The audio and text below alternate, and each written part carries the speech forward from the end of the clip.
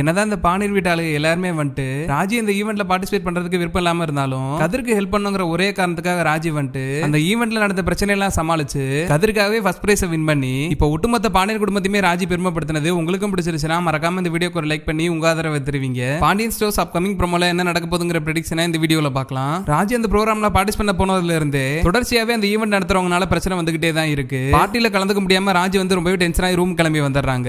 நடக்கிற கஷ்டத்தெல்லாம் யாருக்கிட்டையும் சொல்லவும் முடியாம அந்த ரூமை விட்டு வெளியும் போக முடியாம ராஜி வந்து ரொம்பவே தவிச்சுக்கிட்டு இருக்காங்க.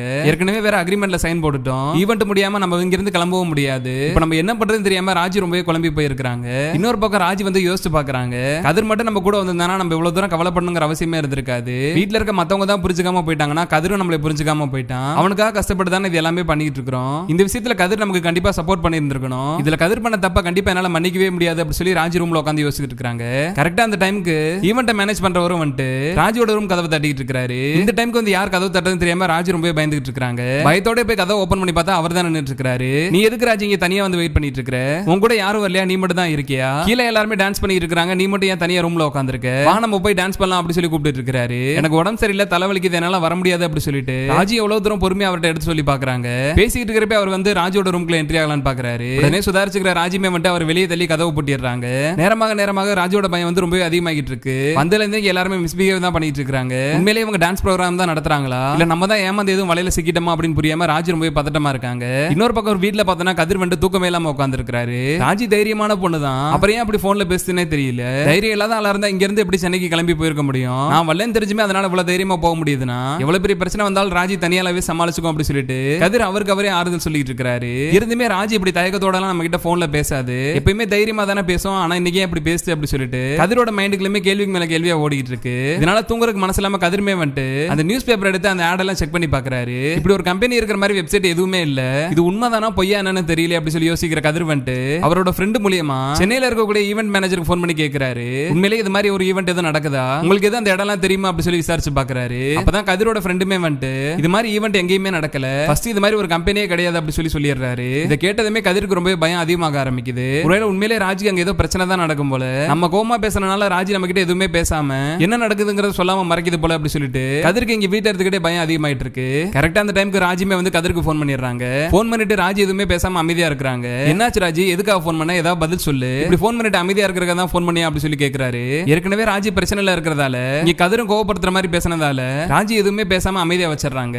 போனை கட் பண்ணதுக்கு அப்புறம் தான் கதிரே வந்துட்டு ராஜிக்கு என்ன நடக்குதுன்னே தெரியல, ராஜி ஏதோ சோமா நம்ம கிட்ட சொல்ல வந்துச்சு, அதை சொல்றது கூட டைம் கொடுக்காம நம்ம ராஜி மேல கோவப்பட்டு பேசிட்டோம், அதனால தான் ராஜி போனை கட் பண்ணிருச்சு அப்படி சொல்லிட்டு கதிருக்கு இன்னுமே பதட்டம் அதிகமாயிட்டே தான் இருக்கு. இதை நம்ம இப்படியே விட்டுட்டு இருக்க கூடாது, நாளைக்கு காலையில வீட்டுல இருக்க யாருக்கு தெரியாம நம்ம கிளம்பி போயிடணும் அப்படி சொல்லிட்டு கதிர் இங்க முடிவு பண்ணிடுறாரு. இன்னொரு பக்கம் மார்னிங்கே வந்து ராஜிக்கு ஆடிஷனுக்குலாம் ரெடி பண்ண ஆரம்பிச்சிட்டாங்க. நைட்டு ராஜி கிட்ட மிஸ்பிஹேவ் பண்ண அதே ஆளே வந்து ராஜி வந்து மறுபடியும் ஆடிஷன் பண்றாங்க. என்னதான் ராஜி வந்து நல்லாவே டான்ஸ் பெர்ஃபார்மன்ஸ் பண்ணாலும் இதெல்லாம் சரி கிடையாது, நீங்க நல்லாவே பெர்ஃபார்மன்ஸ் பண்ண மாட்டீங்க, இந்த டான்ஸ் மாஸ்டர் இருக்காரு அவர் உங்களுக்கு எப்படி ஆடணும் சொல்லி தருவாரு அப்படி சொல்லிட்டு அவரை கூப்பிட்டு ராஜிக்கு டான்ஸ் சொல்லி தர சொல்லிட்டு இருக்காங்க. இதனால கடுப்பான ராஜி வந்து அந்த டான்ஸ் மாஸ்டர் அங்கேயே தள்ளி விட்டு ரூம் விட்டு வெளியே ஓடி வந்துடுறாங்க. வெளியே வர ராஜி வந்து உடனே கதிருக்கு தான் போன் அடிக்கிறாங்க. என்னால இங்க இருக்கவே முடியல கதிரு, உடனே கிளம்பி சென்னைக்கு வரையா அப்படி சொல்லி கூப்பிடுறாங்க. நான் நேத்து நைட்டே அதான் நினைச்சேன், நீ என்கிட்ட போன்ல பேசுறப்ப இதெல்லாம் சொல்லி இருந்திருக்கலாம்ல, என்கிட்ட உன் ஈகோ அம்சம் நீ என்ன பண்ண போற, ஏதாவது பிரச்சனை நடந்தா முன்னாடியே போன் பண்ணி சொல்லு, நேத்து நைட்டு நீ பேசுறப்ப எனக்கு தெரிஞ்சு ஏதோ உனக்கு பிரச்சனை நடந்துட்டு இருக்குன்னு, அதனால தான் நான் காலையிலே டிக்கெட்லாம் புக் பண்ணிட்டேன், நான் சென்னைக்கு தான் ஆல்ரெடி கிளம்பி வந்துட்டு இருக்கேன் அப்படி சொல்லி கதிர் சொல்லிடுறாரு. கதிர் இப்படி சொன்னதுக்கு அப்புறம் தான் ராஜுக்கு ரொம்ப தைரியம் வர ஆரம்பிக்குது. கதிரே சென்னைக்கு வர போறான், இதுக்கப்புறம் நம்ம யாருக்காக பயப்படணும், என்ன நடந்தாலுமே சரி இந்த 3 நாள் இங்க தங்கி இருந்து எல்லா ஈவென்ட்லயும் பார்ட்டிசிபேட் பண்ணி ஃபர்ஸ்ட் பிரைஸ் வின் பண்ணி ஆகணும் அப்படி சொல்லி ராஜி முடிவு பண்ணிடுறாங்க. கதிர் வரப்போற சந்தோஷத்திலே மறுபடியும் ரூமுக்குள்ள போற ராஜி வந்துட்டு சுத்தி நிக்கிற எல்லாரும் முன்னாடியுமே நல்லாவே பெர்ஃபார்மன்ஸ் பண்றாங்க. இந்த பொண்ணுக்கு எங்க இருந்து திடீர்னு இவ்வளவு தைரியம் வந்துச்சு, இவ்வளவு நேரமா நம்ம எல்லாரையும் பார்த்து பயந்துகிட்டு இருந்துச்சு, இப்ப எப்படி இவ்வளவு சந்தோஷமா ஆடிக்கிட்டு இருக்கே அப்படி சொல்லிட்டு ஈவென்ட் நடத்துறவங்களே முடிச்சு நிக்கிறாங்க. வழக்கம் போல ஃபர்ஸ்ட் ரவுண்ட்ல ஆடிஷன்ல செலக்ட் ஆகி எல்லாரும் விட ராஜி வந்து பெஸ்ட் பெர்ஃபார்மன்ஸ் கொடுத்துறாங்க. இதனால அங்கனக்குள்ளே ராஜி வந்து செகண்ட் ரவுண்ட் செலக்ட் ஆயிட்டாங்க அப்படி சொல்லி அனௌன்ஸ் பண்ணிடுறாங்க. ரிசல்ட் எல்லாம் செக் பண்ணதுக்கு அப்புறம் ராஜி வந்து ரூமுக்கு வந்துடுறாங்க. கரெக்டா அந்த டைமுக்கு கதிர்மே வந்து சென்னை ரீச் பண்ணிடுறாரு. கதிருக்கு அட்ரஸ் எல்லாம் சென்ட் பண்ணி விட்டுட்டு கதிர் ரூமுக்கு வந்ததுமே நான் ஃபர்ஸ்ட் ரவுண்ட்ல செலக்ட் ஆயிட்டேன், நீ ஆரம்பத்திலே என் கூட வந்திருந்தேனா இந்த அளவுக்கு தயக்கமும் பயமும் எனக்கு இருந்திருக்காது, நான் ஃபர்ஸ்ட் ரவுண்டுக்கு முன்னாடி இருந்தே நல்லாவே பெர்ஃபார்மன்ஸ் பண்ணியிருந்திருப்பேன், நீ வரேன்னு சொன்ன அடுத்த நிமிஷமே என்னால ரொம்பவே கான்ஃபிடென்ட்டா போய் அந்த ப்ரோகிராம்ல பார்ட்டிசிபேட் பண்ண முடிஞ்சு. ஃபர்ஸ்ட் ரவுண்ட்ல நான் தான் பெஸ்ட் பெர்ஃபார்மன்ஸ் அவார்டு வாங்கியிருக்கேன், இன்னும் 2 ரவுண்டு மட்டும் தான் இருக்கு, கண்டிப்பா அதுல நான் வின் பண்ணிடுவேன், இங்க இருந்து நம்ம போறப்ப அந்த 10 லட்சம் ரூபாய் பணத்தோட போதான் போறோம், இதெல்லாம் நடக்க போது பாரு அப்படி சொல்லிட்டு ராஜி ரொம்ப பெருமைப்பட்டு இருக்காங்க. நான் வந்தா நீ வின் பண்ணிடுவேங்கிறது உனக்கு முன்னாடியே தெரிஞ்சிருக்குல்ல, அப்படியே நான் கிளம்புறப்ப நீ தடுக்கவே இல்ல, நான் வீட்டுக்கு போறேன்னு சொன்னப்ப நீ என்னை தடுத்து வீட்டுக்கு போக வேண்டாம் என் கூட வரணும் சொல்லி இருந்திருக்கலாம்ல, நீ ஏன் அப்ப அமைதியா இருந்த அப்படி சொல்லிட்டு கதிர் வந்து ராஜி கேள்வி கேட்க ஆரம்பிச்சிட்டாரு. வழக்கம் போல ராஜிமே வந்து ஈகோ பாத்துக்கிட்டு இப்படி சண்டை போறக்காக தான் இங்க கிளம்பி வந்தியா, என்னால உங்ககிட்ட உட்காந்து பதில் சொல்லிட்டு இருக்க முடியாது, நான் போய் ரெஸ்ட் எடுக்கிறேன், எனக்கு நாளைக்கு ப்ரோகிராம் இருக்கு அப்படி சொல்லிட்டு பேசிட்டு இருக்கிறப்ப ராஜி போய் தூங்குறதுக்கு போயிடுறாங்க. இன்னொரு பக்கம் மார்னிங் எந்திரிச்சதுமே ராஜி வந்துட்டு செகண்ட் ரவுண்டுமே நல்லபடியா முடிச்சிடுறாங்க. சுத்தி இருக்க எல்லாருமே வந்துட்டு ராஜியை பாராட்ட ஆரம்பிச்சிட்டாங்க.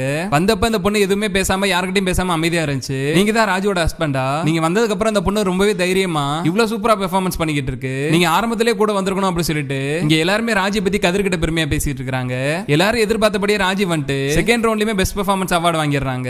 2 ரவுண்டுமே நல்லபடியா முடிச்சாச்சு. கண்டிப்பா நீ 3ஆவது ரவுண்டுமே ஜெயிச்சிருவே, வீட்டுக்கு போறப்ப கண்டிப்பா அந்த 10 லட்சம் ரூபாய் பணத்தோட தான் போக போறோம் அப்படி சொல்லிட்டு ஃபர்ஸ்ட் டைமா கதிருமே வந்து ராஜியை பாராட்டி பேச ஆரம்பிச்சாரு. கதிர் எப்படி பாராட்டி பேச ஆரம்பிக்கும் ராஜிக்கு சந்தோஷம் தாங்க முடியல. உடனே இந்த விஷயத்தை மீனாக்கு போன் பண்ணி ராஜி சொல்லிட்டு இருக்காங்க, என்னால இந்த ஈவென்ட் எப்படி தான் முடிக்க போறேன்னு யோசிச்சுட்டு இருந்தேன். ஃபர்ஸ்ட் ரவுண்டே என்னால பார்ட்டிசிபேட் பண்ண முடியாம தண்ணீர்கிட்டு இருந்தேன். கதிர் எப்ப சென்னைக்கு வரப்போறேன்னு சொல்லி சொன்னானோ அப்ப எனக்கு ரொம்ப கான்ஃபிடென்ட் வந்துருச்சு. மத்த எல்லாரோட நல்லா பெர்ஃபார்மன்ஸ் பண்ணி 2 ரவுண்டுமே நான் கம்ப்ளீட் பண்ணி முடிச்சிட்டேன். இன்னும் ஒரே ஒரு ரவுண்ட் மட்டும் தான் இருக்கு. இந்த கதிர் மட்டும் என் கூட இருந்தானா என்னால இன்னும் பெருசா அச்சீவ் பண்ண முடியும்னு தோணுது அப்படி சொல்லிட்டு கிட்ட ராஜிமே வந்து கதிரை பத்தி பெருமையா மீனா கிட்ட சொல்லிட்டு இருக்காங்க. ராஜி கிட்ட பேசிட்டு போனை கட் பண்ற மீனா வந்துட்டு நடந்த எல்லா விஷயத்தையுமே ஒண்ணு விடாம பாண்டியர்கிட்ட கோமதிக்கிட்டே சொல்லிட்டு இருக்காங்க. என்னதான் விருப்பமே இல்லாம ராஜி அனுப்பிச்சு வச்சிருந்தாலும் ராஜி கிட்ட இந்த அளவுக்கு டேலண்ட் இருக்குல்ல அப்படி சொல்லிட்டு பாண்டியனை வந்து பெருமைப்பட ஆரம்பிச்சிட்டாரு.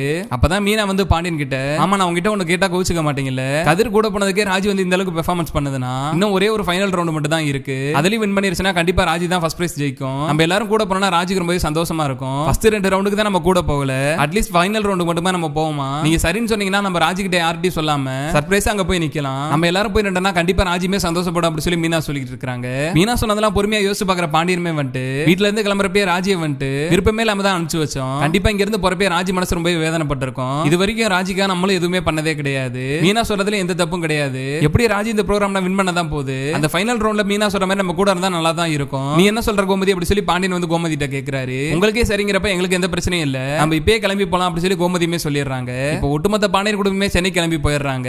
ராஜியுமே அடுத்த நாள் காலையில எந்திரிச்சதுமே ஃபைனல் ரவுண்டுக்காக ப்ரிப்பேர் பண்ணிட்டு இருக்காங்க. என்னதான் கதிர் கூட இருந்தாலுமே இந்த ஃபர்ஸ்ட் பிரைஸ் நம்மளால ஜெயிக்க முடியுமா, இது கண்டிப்பா ஜெயிச்சோம்னா தான் கதிருக்கு டிராவல்ஸ் ஆரம்பிக்க முடியும், நம்ம வின் பண்ணி கொடுத்தாலும் கதிர் அந்த பணத்தை வாங்குவானா அப்படி சொல்லிட்டு ராஜி மனசுல நிறைய கேள்வி ஓடிட்டு இருக்கு. ரொம்பவே பதட்டத்தோட தான் ராஜி வந்து ஸ்டேஜுக்கே போறாங்க. கரெக்டா ராஜி ஸ்டேஜ்ல போய் நின்று பாக்குறப்ப ஒட்டுமொத்த பாண்டியன் குடும்பமே ஸ்டேஜ் கீழ நின்று இருக்காங்க. தனக்காக எல்லாருமே வந்துட்டாங்க அப்படிங்கிறது தெரிஞ்சதுமே ராஜிக்கு சந்தோஷம் தாங்க முடியல. என்னதான் அத்தை மாமா கோவப்பட்டு நம்மளை அனுப்பாம இருந்திருந்தாலும் நமக்காக கடைசி நிமிஷத்துல வந்துட்டாங்களே அப்படி சொல்லிட்டு ராஜி ரொம்ப பெருமைப்பட ஆரம்பிச்சிட்டாங்க. ஃபர்ஸ்ட் 2 ரவுண்ட கம்ப்ளீட் பண்ண மாதிரியே ராஜி வந்து ஃபைனல் ரவுண்டையும் பெஸ்ட் பெர்ஃபார்மன்ஸா கொடுத்துறாங்க. எல்லாரும் நினைச்சபடி ராஜிக்கு வந்து ஃபர்ஸ்ட் பிரைஸும் கிடைச்சிருது. ஸ்டேஜ்ல நிக்க வச்சு ராஜி கையில வந்துட்டு ஃபர்ஸ்ட் பிரைஸ் ஆனா 10 லட்சம் ரூபாய் செக் ராஜி கையில கொடுக்குறாங்க. அப்ப ஸ்டேஜ்ல ஏறி மைக்க பிடிச்சு பேசுற ராஜி வந்துட்டு இது எல்லாத்துக்கும் காரணம் என்னோட குடும்பம் தான், என்ன இவ்வளவு தூரம் சப்போர்ட் பண்ணி அனுப்பிச்சு அவங்களுக்கு இருந்த வேலையெல்லாம் விட்டுட்டு என்ன மோட்டிவேட் பண்றதுக்காக ஒட்டுமொத்த குடும்பமே எனக்காக கிளம்பி வந்திருக்காங்க, இதை நான் அவங்க கையில தான் வாங்குவேன் அப்படி சொல்லிட்டு ராஜி சொல்றாங்க. நடக்கிறதெல்லாம் பார்த்து பாண்டியன் வந்து ரொம்பவே வேந்து போயிடுறாரு. ராஜி ஆசைப்பட்டபடியே ஒட்டுமொத்த குடும்பமே சேர்ந்து அந்த செக்கை கையில வாங்குறாங்க. கூடிய சீக்கிரமே இது மாதிரி நடந்து ராஜி வந்து இந்த போட்டியில வின் பண்ணி ஃபர்ஸ்ட் பிரைஸ் ஜெயிச்சு இந்த ஒட்டுமொத்த பாண்டியன் குடும்பத்தையுமே பெருமைப்படுத்தி கதிர் ஆசைப்பட்டபடி கதிருக்கு டிராவல்ஸ் வச்சு கொடுத்தா நல்லா இருக்கும்னு நீங்களும் நினைச்சீங்கன்னா மறக்காம இந்த வீடியோக்கு ஒரு லைக் பண்ணி உங்க ஆதரவை தெரிவிங்க.